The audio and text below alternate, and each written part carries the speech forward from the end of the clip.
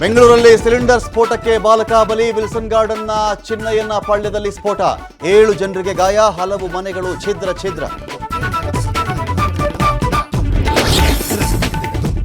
Cylinder ಸ್ಫೋಟ ಸ್ಥಳಕ್ಕೆ ಸಿದ್ದರಾಮಯ್ಯ ಭೇಟಿ. ಘಟನಾ ಸ್ಥಳದಲ್ಲಿ ಸ್ವತಃ ಪರಿಶೀಲನೆ ಮಾಡಿದ ಸಿಎಂ. ಮೃತ ಬಾಲಕನ ಕುಟುಂಬಕ್ಕೆ 5 ಲಕ್ಷ ಪರಿಹಾರ ಘೋಷಣೆ.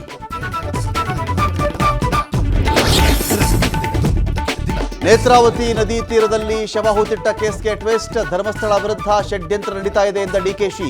ಯಾರಿಂದ ಪಿತೂರಿ ತಿಳಿಸಿ ಅಂತ ಅಶ್ವತ್ಥ ಸವಾಲ್.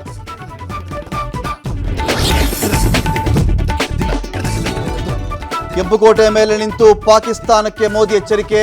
ರಕ್ತ ಮತ್ತು ನೀರು ಒಟ್ಟಿಗೆ ಹರಿಯಲು ಸಾಧ್ಯವಿಲ್ಲ. ಇನ್ನು ಮುಂದೆ ನ್ಯೂಕ್ಲಿಯರ್ ಬ್ಲಾಕ್ ಮೇಲ್ ನಡೆಯಲ್ಲ ಅಂತ ವಾರ್ನಿಂಗ್.